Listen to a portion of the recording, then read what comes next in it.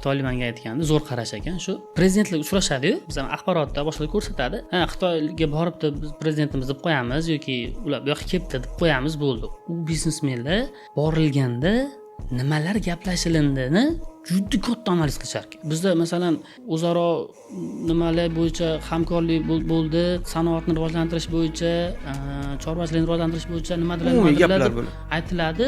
Bular Xitoylar shuni olar ekan.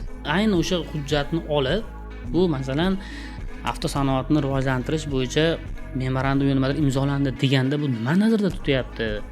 Avtosanoat deganda biz moshinalarni jo'natishimiz kerakmi? Yo erta moshina ishlab chiqarish kerakmi? Nimalarga likota berish mumkin? Nimalar bu degan analiz qiladida, bular odatda prezidentlar uchrashib shu narsani muhokama qilgandan keyin 2 yil, 3 yildan keyin bu narsalar boshlanar ekan. O'sha 16-17-yillarda shunaqa ko'rishilgan va o'shanda qanaqadir bitta imzolangan bo'lsa, tadbirkorlar o'shanga qarab harakat qilar ekan. Xitoyda shunaqa, ya'ni 2-3 yil oldin bitimni ko'rdi, o'shanga qarab tayyorlaydi o'zini.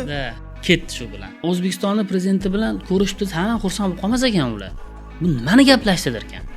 U ko'rishib nimani muhokama qildi va men u yerda nima o'rnim? Turar ekan, ko'rar ekan, bu nima narsani nima qilibdi?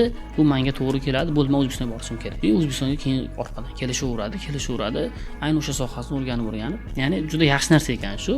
Haqiqatan qaysidir davlat bilan borganda bu prezidentning tashrifi bu o'z-o'zidan bo'lmaydi va undan keyingi haligi qilinadigan bitimlar ham albatta ijrosi ta'minlanadi uni. U shunchaki gap bo'lib qolmaydi. Bizda faqat shunchaki gap sifatida qabul qilib qolganmiz.